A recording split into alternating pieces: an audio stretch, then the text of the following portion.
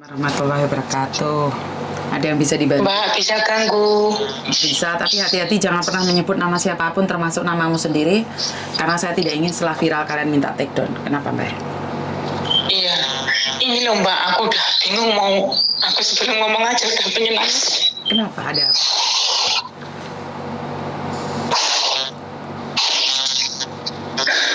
Aku tuh ditipu sesama TKW Mbak. Kenapa? Kok bisa? Dia pinjam uangku, terus ya nggak tahu Mbak, namanya kita udah di sini 6 tahun sama-sama kerja Mbak. Aku tuh niatnya bantuin dia pinjam uang. Terus dia juga bilangnya, jangan khawatir nggak tak sahur Mbak, jangan khawatir nggak tak bayar Mbak. Aku kalau belum lunas utangku, aku belum pulang. Aku habis kontrak ini mau ganti majikan, mau ngembaliin uang Mbak gitu. Ternyata dia pindah ke Taipei, nggak bilang-bilang Mbak. Terus nomorku sama keluargaku udah diblokir semua. Terus juga pinjam sertifikat rumah adik saya juga Mbak. Sekarang adik saya diusir karena rumah disita nggak bisa bayar. Oke, lah hubunganmu sama temanmu ini apa? Kenapa kamu harus meminjamkan uang segitu banyak? Iya nggak tahu Mbak. Pokoknya dulu itu kenalnya di sini aja. Pokoknya kayak wenteng aja gitu loh Mbak. Dia pinjam tuh selalu iya gitu. Dia juga dulunya itu beli tanah di depan rumahku Mbak. Dia juga janjiin gini, jangan khawatir aku kabur, aku loh rumahnya di depan rumah kamu juga gitu Mbak. Ya kita percaya aja, bilang nanti kita pulang bareng. Sebentar, kamu sekarang posisinya di mana, sayang? Saya masih di Taiwan Mbak, aku di sini udah bingung mau minta bantuan siapa lagi, majikan katanya nggak bisa karena itu urusan pribadi. Iya, kalau dipikir sih memang benar itu urusan pribadi kan. Kalian hubunginya seperti apa dan bagaimana, kenapa harus meminjamkan uang sampai sertifikat tanah barang kamu gadekkan demi dia. Kalau nggak ada hubungan kan nggak mungkin juga toh Mbak. Tiba-tiba kamu ngasih uang ke orang. Iya Mbak, pokoknya saya dibilang bodoh ya terima, pokoknya saya dibilang goblok ya terima. Pokoknya nggak tahu kalau dia itu mau bohongin Mbak. Bahkan saudaraku yang di rumah juga ikut dibohongin Mbak. Sebentar. Apa hubunganmu dengan dia? Kalau cuma teman? Cuma teman Mbak. Bukan. Kalau cuma teman kan nggak mungkin sampai segitunya toh Mbak. Uang ratusan juta kamu pinjamkan. Sementara kamu teman Mbak. Cuma teman, demi Allah, teman itu kenal pun di PT Mbak. Di PT kita mau terbang di sini tuh bareng. Terus sampai di sini juga kerjanya itu majikannya juga berdekatan. Sampai kita di sini 6 tahun itu ya selalu berdua gitu Mbak. Di sini 6 tahun cuma kenal di PT, mau berangkat ke Taiwan Mbak, kita bareng sampai di Taiwan dapat majikan. Ya jelas berdekatan gitu loh Mbak. Terus kita 6 tahun itu bersama gitu loh Mbak. Ya siapa yang nggak percaya Mbak. konco kental ngono ta? Ya koncone kendali kenal ya gerpetar mangkat terbang ning Taiwan loh Mbak. Lah ya kok kamu bisa menyerahkan uang segitunya? Kuwi piye ceritane? Ya mangkat. Ya mbok pokoknya ya milih teko seiti Mbak, nggak langsung semono ki nggak Mbak. 5 juta, 7 juta, 4 juta sampai saiki melumpuk semono Mbak. Kuwi ana buktine enggak dhek minjem? Lah masalah iki kuwi Mbak, majikanku gak iso bantu gak enek buktine Mbak. Lah terus piye? Lah sampean gak ono buktine piye? Wong ate bantu sampean piye? Wong buktine gak ono. Tapi nganu Mbak, dari ini mangkat nang Taipei kan ngene Mbak. Katanya bilang gini, aku mau pindah ke Taipei lah. Aku cuma bilang gini, iya nggak apa-apa pindah, tapi ingat hutang-hutang kamu ya. Dia bilang gini Mbak, iya makasih udah diingetin, tapi sampai kapanpun aku nggak bakal lupa hutang aku. Cuman buktinya SMS itu doang Mbak, yang transferan udah hilang karena dulu HP-nya ngeblank jadi hilang semua. Ya kan hutang bisa jadi 1 juta atau 2 juta kan nggak sebanyak yang kamu katakan. Bagaimana orang bisa membantumu sementara dia cuma punya hutang, ya bisa jadi 500 atau 100. Itu juga hutang. Iya Mbak, buktinya cuma kakakku karena yang lepas uang itu dari kakakku Mbak. Maksudnya gimana Kak? Maksudnya uang itu dikirim dari Indonesia, kakakku yang ngirim terus dikirim ke rekeningnya anaknya Mbak, anaknya perempuan. Lah kenapa nggak dicari anaknya perempuan itu? Udah diblokir semua Mbak, katanya anaknya bilang gini, aku tuh nggak tahu masalah ibu utang piutang, aku kan bilang gini lah itu kan masuk ke rekening semua kamu semua, ya tapi aku nggak tahu ini uang apa, masuk apa, cuman ya anaknya cuman terima aja katanya gitu. Berarti kalian selama uangnya dimasukkan ke rekening nggak ngomong ini uang apa? Ya enggak, orang dia utang ke aku itu sembunyi-sembunyi sama anaknya, sama keluarganya Mbak. Ya iya, no, giliran ditagih ya jelas ya ini. Kalau utang sembunyi-sembunyi kan kayak gitu Mbak. Memang dia seperti sindikat. Dia tidak ingin anaknya tahu, walaupun anaknya tahu pura-pura nggak tahu. Yang lebih parah Mbak, sekarang aku namaku juga dimasukin bank, setiap bulan aku disuruh setoran bank 9.330 NT. Lah kok bisa namamu dimasukin bank tanpa persetujuanmu? Enggak, dulu itu emang yang isi formulir aku Mbak, udah dibilang aku minta maaf, aku emang goblok Mbak, kok bisa aja dibodohin. Dia itu pinjem dokumen aku tuh udah lama Mbak, makanya siapa yang nggak pernah dari 2018 dia itu pakai dokumenku. Selama 2018 itu baik-baik saja. Udah berapa tahun Mbak, dari 2018 sampai sekarang. Sekarang ini dia ngingkarin janji Mbak. Dokumen itu dipakai udah dari 2018 Mbak. Masuk ke Taiwan itu udah dipakai, tapi aman-aman aja, nggak pernah bohong. Sekarang kok dia lari ke Taipei, Mbak? Ini soalnya aku nggak percaya omonganmu. Boleh nggak teleponan sama dia juga nih? Sama siapa, Mbak? Ya sama temanmu itu yang di Taipei itu. Diblokir, aku nggak bisa hubungan, makanya aku bingung, Mbak. Nomorku diblokir semua. Oke, dia orang mana nih kalau boleh tahu? Temanmu itu orang mana? Duh, dia cuma ngontrak di Jakarta dulu. Kalau itu anaknya tinggalnya di Semarang, Mbak. Ada alamatnya kalau anaknya. Tapi kalau dia itu dulunya sebelum ketahuan cuma ngontrak di Jakarta pedagang buah.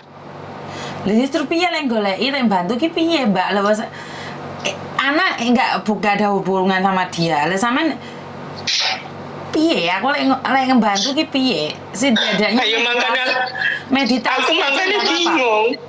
Mbak, tapi punya alamatnya Mbak, majikan tak suruh cari alamatnya udah dapet. Alamat di Taipei, majikan baru. Tapi majikanku tak suruh nganter, katanya bilang gini, orang di sini tuh nggak sembarangan terima tamu, kalau nggak kenal nggak mungkin dibukain pintu. Lah ya emang iya. Kalau sampai kamu membuat keonaran, kamu yang dipenjara. Nah ya makanya itu aku mohon-mohon sama majikan, temuin aku sama itu namanya Samiati, nanti aku yang ngomong sendiri, kata majikanku. Di sini tuh nggak sembarangan terima tamu. Aku bingung Mbak, mau gimana? Adikku aja diusir dari rumah karena rumahnya di Sitabang. Lah kok bisa sampai di Sitabang itu piye toh? Kan kamu kerja di Taiwan. Mbak, kemarin dulunya itu sertifikat adikku yang pinjem aku buat modal ayam, aku buka ayam, kandang ayam Mbak, terus aku udah lunas. Lah si Samiati namanya, maaf lupa, ini anaknya yang pinjem bilang katanya, aku ikut pinjem ya, tapi ini kamu nggak usah khawatir, nanti tak bayar selama aku di sini, kamu nggak usah khawatir, aku bohongin. Ya siapa yang nggak percaya Mbak, kita di sini udah 6 tahun. Bukan kan berarti sampean sendiri yang cerita tentang keluarga lah, bisa ngadain ini, ngadain itu, berarti kan sampean sendiri yang cerita Mbak. Iya, dulunya yang kenalin keluarga aku tuh ya aku Mbak. Sekarang bahkan cucunya dia dititipin di rumah kakak aku loh Mbak. Udah 1,5 tahun, udah ditinggal gitu aja. Kemarin kakakku bilang udah nggak sanggup ngurusin cucu kamu, mau diantar pulang, diantar kemana, kasih alamat. Kata dia bilang gini, kalau udah waktu belum diblokir Mbak, katanya bilang anaknya, soalnya dia udah diblokir semua keluargaku, telepon anaknya bilang gini, udah kalau udah nggak sanggup ngurusin anak 2 itu, dibuang aja, kalau nggak dibuang dibunuh aja, bilang gitu Mbak. Oke, kalau pokoknya kita itu nggak kenal, nggak apa ya, cuman baik di sini, terus kita kata dulu kasihan kayak gitu Mbak, terus sampai uangnya masuk segitu banyak. Oke, kalau masalah mencari mereka mungkin tidak bisa, tapi mencari orang tua yang dititipin anaknya itu mungkin aku bisa Mbak nyariin di Indonesia sana, TV Indonesia. Tapi masalah utang piutangmu itu nggak ada buktinya, aku nggak bisa bantu kamu. Tapi sekarang aku bisa bantu kamu dengan menemukan kedua anak yang ditinggal itu. Itu pun anak orang keluarganya udah nggak mau nerima anaknya loh Mbak, disuruh buang. Ngerti. Bukan masalah dibuang sama enggaknya. Kan mereka udah nggak sanggup nih. Ya kita bisa bantu viralkan itu aja. Boleh nggak aku telepon sama adikmu? Nggak apa-apa Mbak, kalau masalah anak itu nggak apa-apa Mbak. Kalau ya kakakku udah nggak sanggup beneran mau dimasukin ke panti asuhan. Bukan, gini loh Mbak, Yang sampean sekarang paham nggak Mbak? Sampean paham nggak maksudku? Dengan bisa menemukan keluarga mereka, maka akan terkuak lah yang utang sampean gitu loh. Kemudian sampean sendiri dibantu sana nggak mau, dibantu sini nggak mau, kamu nggak punya bukti, terus sampean ngeyel dengan cara sampean terus piye aku yang bantu? Nggak apa-apa Mbak, pokoknya terserah pokoknya gimana caranya Mbak. Aku minta bantuan, aku nggak tahu Makanya gimana caranya, aku ngikut. Dengan cara menampilkan dua anak itu, kan sing keluarga sing rumongso kan tahu toh, kan otomatis mereka kan dicari toh, ngerti nggak sih? Bukan ngomong masalah di panti asuhan. Sudah kalian punya jalan sendiri, ngapain telepon saya? Iya Mbak, aku ngikut aja Pak, ngikut. Kan saya itu memberikan solusi pada kalian, tapi kalian sudah punya solusi sendiri, ya jangan tanya saya, bener nggak sih? Enggak punya, iya maaf Mbak, nggak punya solusi. Aku ngikut aja Mbak, gimana baiknya Mbak? Sekarang teleponan sama adikmu sekalian, aku pingin tahu. Iya. Tak coba diangkat nggak sekarang? Katanya tadi nggak di rumah. Digabung ya Mbak ya? Iya. Saya minta maaf ya Mbak. Kalau sampean sendiri karena saya sudah soalnya dulu itu ngirimnya ke dia itu rekening itu Mbak cuma lewat bank kecil itu loh Mbak. Jadi udah nggak ada bukti. Makanya sampean nggak ada bukti, kita cari cara lain Mbak. Iya Mbak, ngikut Mbak, aku ngikut. Nggak diangkat. Karena saya tidak ingin membantu orang yang play victim ya. Jadi saya Majikanku bilangnya gini, walaupun aku antar ke sana kamu itu alamatnya majikannya udah tahu, dekat rumah itu kantornya majikanku, tapi orang Taiwan itu nggak sembarangan terima tamu, katanya gitu. Ya memang seperti itu. Iya, terus makanya aku bingung terus gimana Mbak?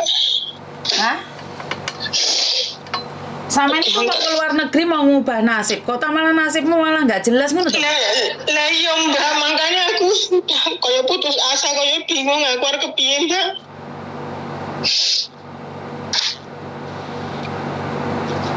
Nggak diangkat. Sekarang pertanyaan, dua anak itu anak siapa? Putune dhek tenan apa putu nemo? Anu lho Mbak, putune Yayuke lho Mbak, Yayuke mbiyen sing ngasuh Yayuke, lah Yayuke ku wis mati Mbak, terus diasuh dheweke di pondokne, terus udah nggak kuat terus dilempar sana sini lah.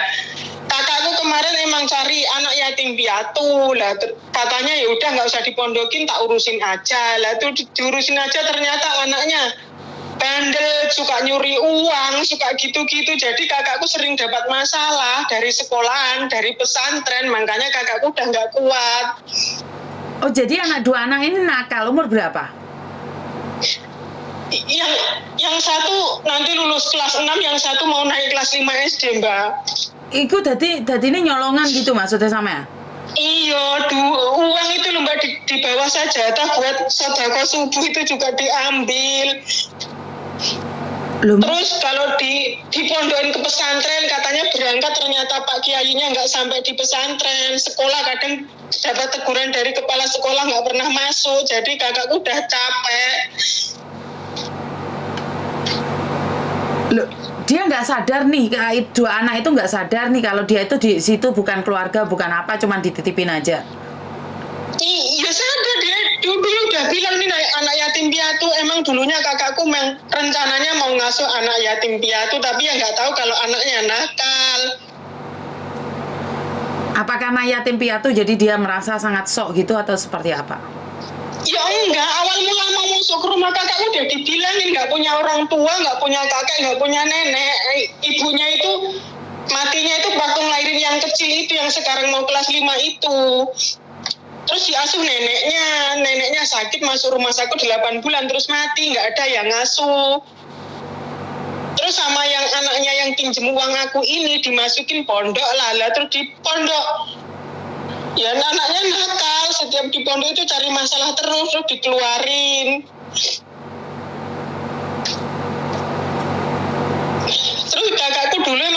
rencana mau ngasuh anak yatim piatu. Terus ditawarin inilah sama anaknya yang minjem uang aku ini. Katanya kakakku bilang gini, ya udah nggak usah dimasukin pondok, tak asuh aja. Emang aku mau cari anak yatim piatu, tapi yang perempuan, tapi adanya laki-laki.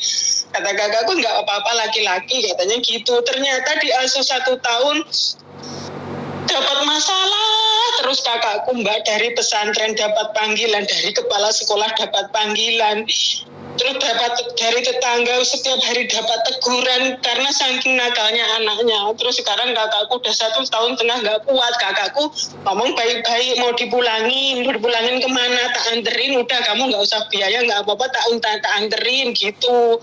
Kata anaknya yang pinjem uang aku, katanya Bude kalau udah nggak sanggup ngurus dibuang aja, kalau nggak dibuang dibunuh aja katanya. Kok ada ya orang kayak gini ya? Iya makanya katanya bilang gini anaknya, Mbak, aku sama ibuku sama adikku nggak diurusin gara-gara ibuku ngurusin anak yatim itu. Ibuku kerja ke Taiwan, utang ke sana ke sini katanya buat ngurusin anak yatim itu. Aku sama adikku sampai nggak diurusin. Sekarang cari masalah lagi, katanya kalau udah nggak sanggup ngurusin dibuang aja, kalau nggak dibuang dibunuh aja katanya gitu. Oke, kamu hubungi adikmu dulu, ntar kamu telepon balik kalau bisa. Ya. Oh iya Mas Dimas, iya. Oke, ya udah. Minta tolong nih solusinya gimana nih? Ntar kamu bicara dulu, ntar kita bicara bertiga. Iya. Okay. Makasih Miss. Makasih. Yo, bye-bye. Waduh, jadi bingung nih saya. Saya tuh sekarang jadi bingung mau nolong orang ya. Kadang-kadang ada orang yang preventif juga. Jadi bingung, Mbak. Taiwan anak yatim.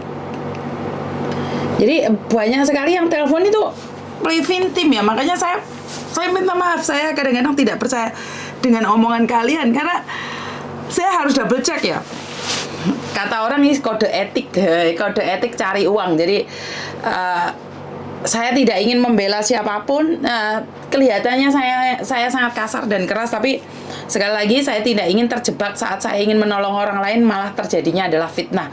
Sampai ada yang ngomong adalah saya itu sedang punya slogan katanya cari cuan di atas penderitaan orang lain. Jadi bagi saya itu adalah satu hinaan, tapi juga kritikan yang baik bahwa suatu saat saya bisa memilah-milah mana yang sebenarnya harus bisa saya lakukan. Jadi dengan adanya kritik dan saran dari teman-teman di luar saya membuat saya tahu bahwa banyak hal yang harus saya belajar. Dan itu aja dari saya, kurang lebihnya saya minta maaf. Wassalamualaikum warahmatullahi wabarakatuh. Berkat Tuhan mengalir atas hidup kita semua. Semoga semua makhluk hidup bahagia dan terima kasih. Bye-bye.